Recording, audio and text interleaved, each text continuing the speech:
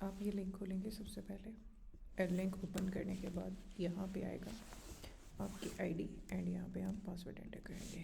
Password enter करने के बाद हम लॉगिन करेंगे तो ये हमारे पास एक डैशबोर्ड आ जाएगा। डैशबोर्ड में हमारे पास सबसे पहले यहाँ पे सेल्स है, ये पॉइंट ऑफ सेल है, यहाँ पे अकाउंटिंग आती है, ये परचेज़ है हमारी और ये इन्वेंट्री है। देन ये मैन्युफैक्चरिंग है, एम्प्लॉयज़ हैं, एक्सपेंस है। इसमें हम क्या करते हैं, सबसे पहले हम एक इन्वेंट्री जो अपनी प्रोडक्ट्स हैं वो स्टोर करते हैं।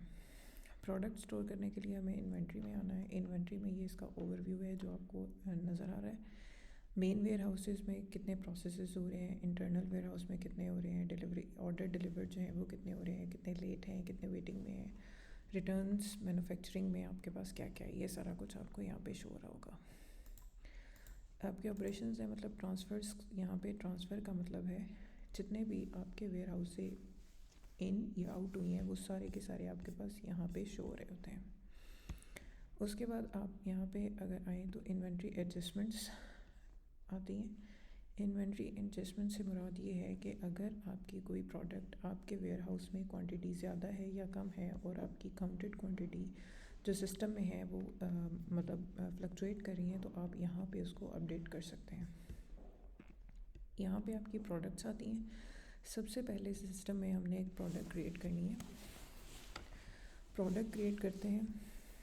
प्रोडक्ट क्रिएट करने के लिए हम कुछ भी क्रिएट कर सकते हैं। लैपटॉप, यहाँ पे आएगा वो प्रोडक्ट की टाइप क्या है। अगर तो आपकी प्रोडक्ट मैन्युफैक्चरिंग के लिए है और आपने एक प्रोडक्ट उसके लिए स्टोर करनी है कि हम उस प्रोडक्ट से दूसरी प्रोडक्ट क्रिएट करते हैं तो उसकी टाइप जो है वो कंज्यूमेबल होगी। वैसे हमारी जो टाइप नॉर्मल होती है वो एक स्टोरेबल होगी।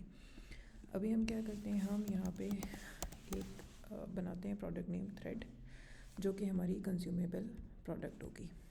ठीक है, ये इसकी मेजरमेंट किस तरह करेंगे आप यहाँ पे लिख देंगे। इसकी मेजरमेंट हम यूनिट्स में करते हैं या मीटर्स में या उसमें इंचेस में करते हैं। यहाँ पे अगर हम इसकी यूनिट्स लिख देते हैं और इसकी सेल प्राइस हम 100 कर देते हैं और यहाँ पे इसकी कॉस्टिंग जो है वो 90 कर देते हैं। ठीक है, इसकी कैटेगरी जो है वो रख लेंगे हम कंज्यूमेबल। जैसे हम यहाँ इस कैटेगरी से मुराद है कि किस कैटेगरी पे फॉल करती है। जो हमारा थ्रेड है वो कंज्यूमेबल प्रोडक्ट है तो यहाँ पे हम कंज्यूमेबल और इसको ऑल प्रोडक्ट के साथ लिंक कर देंगे। अब अगर तो हमने थ्रेड को सेल भी करना है तो हम यहाँ से सेल पे चेक रहने देंगे और अगर नहीं करना तो इसे हटा देंगे। यहाँ इसका बारकोड एंड यहाँ पे इसका इंटरनल रेफरेंस आ जाएगा। ये करने के बाद हमने इसे सेव कर दिया। सेव करने के बाद हम एक और प्रोडक्ट बनाते हैं, बेट प्रिंटिंग। प्रिंटिंग बनाई है, इसे भी हम कंज्यूमेबल प्रोडक्ट रखते हैं क्योंकि हमने आगे जाके मैन्युफैक्चरिंग का प्रोसेस जो है वो देखना है, इसलिए हम इसे भी वो रखेंगे। अब इसकी जो सेल प्राइस है वो मैं 110 रख रही हूँ और इसकी जो कॉस्टिंग है वो हमारे पास 30 रुपीज़ आ रही है। इसकी भी हम कैटेगरी कंज्यूमेबल रख देते हैं। ये हमने एक दूसरा प्रोडक्ट बना लिया। तीसरा प्रोडक्ट हम बनाएंगे बेडशीट का। यहाँ पे इसकी एट्रीब्यूट्स जो हैं वो हम स्टोरेबल रखेंगे क्योंकि ये हमें मैन्युफैक्चर करनी है। यहाँ पे इसकी सेल प्राइस आप जो मर्ज़ी रख सकते हैं। कॉस्टिंग इसकी आप कि ये कॉस्टिंग जो है वो हमारे पास मेथड जो है वो कैलकुलेट होगा। ठीक है, उसके बाद हमने ये बेडशीट जिन प्रोडक्ट से मिल के बनानी है वो हम यहाँ पे बिल ऑफ मटेरियल सेव करते हैं। उसके लिए हम क्या करेंगे, क्रिएट करने के बाद यहाँ पे बेडशीट, इसका वेरिएंट अगर बेडशीट का कोई वेरिएंट बनाना है तो यहाँ से हम सेलेक्ट कर लेंगे, अदरवाइज़ इस तरह आएगा। अब यहाँ पे हम क्वांटिटी बताएंगे कि एक यूनिट के में कितनी जो चीज़ें हैं वो कंज्यूम होंगी। पहले हम थ्रेड ले लेते हैं, थ्रेड के 2 यूनिट कंज्यूम होते हैं और यहाँ पे हम ले लेते हैं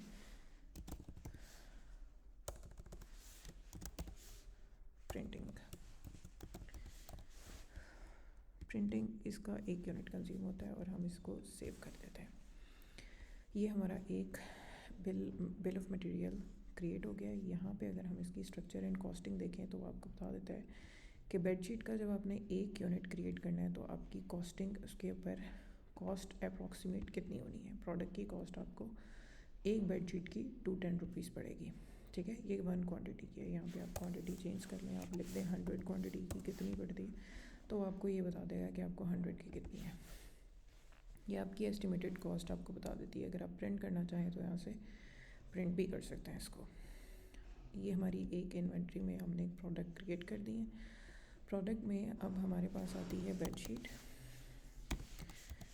अब जो बेडशीट हम बनाएंगे उसको हम ट्रेस कैसे करना चाहते हैं, यानी कि उसके ऊपर अगर तो हम serial number and lot number लगाना चाहते हैं तो हम उसके बाद उसमें इन्वेंट्री में जाएंगे और यहाँ पे नो ट्रैकिंग की जगह बाय यूनिक सीरियल नंबर कर देंगे, ठीक है।